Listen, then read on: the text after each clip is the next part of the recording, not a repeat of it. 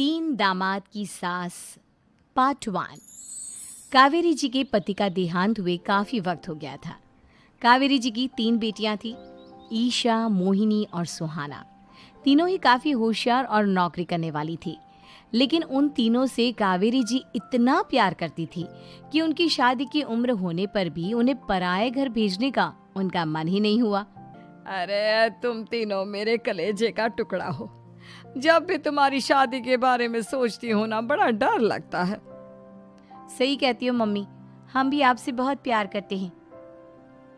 हाँ, mummy papa की जाने के बाद अब बिल्कुल अकेली हो गई हैं। और मम्मी, अगर हम तीनों शादी करके चले गए तो आपका ख्याल कौन रखेगा? लेकिन अपनी खुशी की वजह से मैं तुम तीनों को बिना शादी के भी तो नहीं देख सकती ना बेटा। समाज के हिसाब से देखे तो यह भी गलत होगा और मैं ऐसा कुछ नहीं चाहती। लेकिन तुम तीनों से दूर होने के बारे में सोचती हूँ तो अजीब सा लगता है। लेकिन मम्मी, हम आपको इस तरह अकेला छोड़कर नहीं जा सकते। एक काम करते हैं मम्मी, शादी के बाद ना आप मेरे साथ मेरे ससुराल में चलना और मेरे साथ ही रहना। अच्छा, और तेरी सास मुझे रहने देगी तेरे ससुराल में? अरे बेटा, वहाँ ऐसा नहीं होता। बेटी की माँ कभी अपनी बेटी के ससुराल जाकर नहीं रह सकती। एक काम करते हैं माँ, आप ईशा और सुहानी की शादी कर दीजिए और मैं हमेशा आपका बेटा बनकर आपके साथ ही रहूंगी। मुझे नहीं करनी शादी। अरे मेरी बेटियां मुझसे कितना प्यार करती है, मेरी वजह से अपनी पूरी जिंदगी दांव पर लगाने को तैयार है। लेकिन मैंने ना इससे भी एक अच्छा उपाय सोचा है। क्या मम्मी? अगर आपके पास कोई सोल्यूशन है तो फिर क्यों परेशान हो आप? बताइए, क्या करना चाहती हैं आप? मैंने सोचा है कि अखबार में इश्तिहार देकर तुम तीनों के लिए 3 घर जमाई दामाद ढूंढ लूंगी। वैसे भी नौकरी तो तुम तीनों अच्छे से कर लेती हो, कमा भी अच्छा खासा लेती हो। कोई भी लड़का तैयार हो जाएगा तुमसे शादी करने के लिए। अरे मम्मी, ये हुई ना बात। इससे हमें आपसे दूर भी नहीं जाना पड़ेगा और आपको अकेला भी नहीं रहना पड़ेगा। हाँ मम्मी, ये बहुत अच्छा तरीका है। मैं तो कहती हूँ आज ही अखबार में ऐड निकलवा देते हैं। बिल्कुल, आज ऑफिस जाते वक्त मैं ये काम कर दूंगी। और कुछ ही दिनों के बाद कावेरी जी को 3 घर जमाई दामाद विवेक, सुमित और अविनाश मिल जाते हैं और वो उन तीनों लड़कों से अपनी तीनों बेटियों की शादी करवा देती है। शादी के कुछ दिन के बाद, अरे अब शादी हो गई, छुट्टियां खत्म, तुम तीनों जाकर नौकरी करो, कुछ काम करो। अरे मम्मी जी, कमाल करती हैं आप। अब घर जमाए इसलिए थोड़ी ना बनाए कि हम बाहर जाकर नौकरी करें। मम्मी जी, मेरा तो घर जमाई बनने का मकसद ही यही था कि कमाने वाली बीवी मिल जाए। बाहर जाकर काम करने से तो मेरा दिल घबराता है। घर का कोई काम है तो बता दीजिए मुझे। अगर ऐसी बात है तो शाम का खाना बनाओ। मेरी बेटियां नौकरी से थकी हारी आती है, अब नौकरी नहीं कर सकते तो कोई बात नहीं, घर का काम करो तुम लोग। मैं तो घर का काम करने में बहुत खुश हूँ।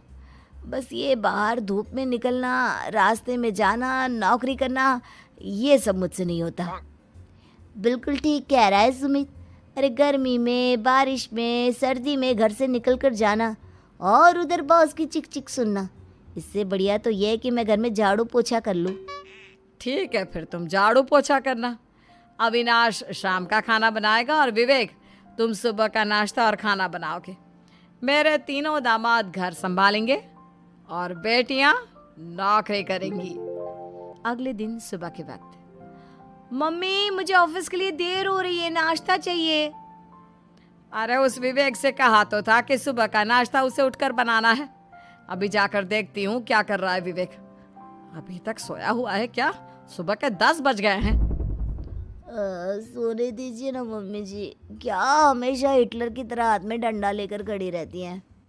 मैंने कहा सीधे उठकर खड़े हो जाओ और जाकर नाश्ता बनाओ। लेकिन मम्मी जी, बिस्तर में से निकलते ही कोई नाश्ता कैसे बनाएगा? 2 मिनट वॉशरूम जाकर आता हूँ। बिल्कुल नहीं, सीधे रसोई में पहुंचो, मेरी बेटी को ऑफिस जाने में देर हो रही है। कुछ देर के बाद, हे भगवान, दोपहर के 12 बजे हैं लेकिन घर इतना गंदा पड़ा है। सुमित से कहा था मैंने समय पर झाड़ू पोछा कर देना। सुमित, कहाँ हो तुम? क्या हुआ मम्मी जी? सुबह की चाय तो पीने दीजिए। आप भी याद करती हैं, चिल्लाती ही रहती है। ये सुबह की चाय है या दोपहर की चाय? अगर तुम 12 बजे उठकर सुबह की चाय पियोगे तो क्या शाम का खाना रात के 3 बजे खाओगे? मम्मी जी चिल्लाइए मत, बताइए बात क्या है। अरे 12 बज चुके हैं, अभी तक झाड़ू पोछा नहीं हुआ। घर में देखो कितनी गंदगी है। अच्छा, तो आप इसलिए परेशान हैं। वो क्या है ना मम्मी जी, आज मेरे हाथ में दर्द हो रहा है। रात को उल्टी करवट से सो गया था, हाथ हिलाया भी नहीं जा रहा। कौन से हाथ में दर्द है दामाद जी? इस सीधे हाथ में मम्मी जी, हाथ हिल भी नहीं रहा है।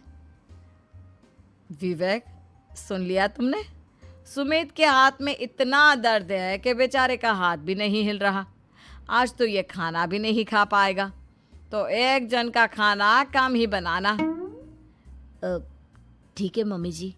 अरे नहीं मम्मी जी, मेरे कहने का मतलब वो नहीं था। मेरा मतलब है खाना तो खाऊंगा ना। अरे लेकिन कैसे? हाथ तो हिल भी नहीं रहा है। अरे मम्मी जी, आपको ना किसी जेल में जेलर होना चाहिए था। बेकार में हमारी सास बनकर जिंदगी खराब कर रही हैं। अरे लगाता हूँ पोछा। एक बेचारा घर जमाई और कर भी क्या सकता है। शाम को जब ईशा, सुहाना और मोहिनी ऑफिस से लौट कर आती हैं। मम्मी, शाम के खाने में क्या बना है? अब ये तो तेरे पति को ही मालूम होगा ना बेटा, उसने ही खाने की जिम्मेदारी ली थी। लगता है मम्मी आपने ये घर जमाए वाला तरीका अपनाकर मुसीबत मोल ले ली है। आपके तीनों घर जमाए कितने आलसी हैं। मेरे वाले को देखो, दोपहर के 12 बजे सुबह की चाय पीता है और काम क्या करना चाहता था? घर का झाड़ू पोछा। मम्मी बता रही थी कि आज उसने घर का झाड़ू पोछा शाम की 5 बजे किया था। अब क्या बताऊं बेटा, सुबह से हाथ दर्द का बहाना करके बैठ गया था। कहता है हाथ में बहुत दर्द हो रहा है, हिला भी नहीं जा रहा। सब बहाने मम्मी। ये तीनों घर जमाए मिलकर ना बस बैठकर खाना खाना चाहते हैं, काम धाम तो बिल्कुल नहीं करना चाहते। अरे लेकिन ऐसे काम नहीं चलेगा ना, मुझे इन तीनों को सबक सिखाना ही पड़ेगा। अरे तो मम्मी, आप हिटलर से कम है क्या? आपने जब हम तीनों को सबक सिखा कर इतना लायक बना दिया, तो इन तीनों नालायक दामाद को भी आप कुछ न कुछ तो बना ही देंगी। हाँ मम्मी, बस अपने अंदर के हिटलर को बाहर लाइए और अपनी तीनों दामादों को अच्छी तरह से सबक सिखाइए। रही बात आपकी बेटियों की, तो हम तीनों तो हमेशा से आपके साथ हैं। अरे लेकिन बेटा, इस काम के लिए तुम तीनों को मेहनत करनी पड़ेगी। कैसी मेहनत मम्मी? ऑफिस में तो वैसे ही बहुत मेहनत करते हैं हम तीनों। अरे प्रेग्नेंट हो जाओ, प्रेगनेंसी का बहाना बनाकर कह दो कि तुम तीनों ने नौकरी छोड़ दी है 2 साल के लिए, और जब घर में खाने के पैसे नहीं होंगे तो अपने आप काम पर जाएंगे ये तीनों। वाह मम्मी, क्या आइडिया दिया है। मैं तो कल ही जाकर कहने वाली हूँ कि मैं प्रेग्नेंट हो गई हूँ। फिर देखना कैसे मेरा पति अविनाश भाग भाग कर काम पर लग जाएगा। और फिर 2 दिन के बाद, सुमित, मैं ना प्रेग्नेंट हूँ और इसलिए अगले 2 साल के लिए मैंने अपनी जॉब छोड़ने का फैसला ले लिया है। विवेक, पापा बनने वाले हो तुम। अब से ना तुम्हें ऑफिस जाना होगा, क्योंकि मैं तो 2 साल के लिए छुट्टी पर चली गई हूँ। अविनाश, अब तुम्हें जिम्मेदारी संभाल लेनी चाहिए, वरना ये घर कैसे चलेगा। हम दोनों मम्मी पापा बनने वाले हैं। लेकिन कावेरी के तीनों आलसी दामादों पर अपनी बीवियों की बात का कोई असर नहीं हुआ। धीरे धीरे कावेरी जी को चिंता होने लगी, क्योंकि उनके प्लान के हिसाब से तीनों बेटियों ने ऑफिस जाना बंद कर दिया था। आखिर क्या तरीका अपनाएंगी कावेरी अपने आलसी दामादों को काम करना सिखाने के लिए? जानने के लिए सुनिए इस कहानी का पार्ट 2।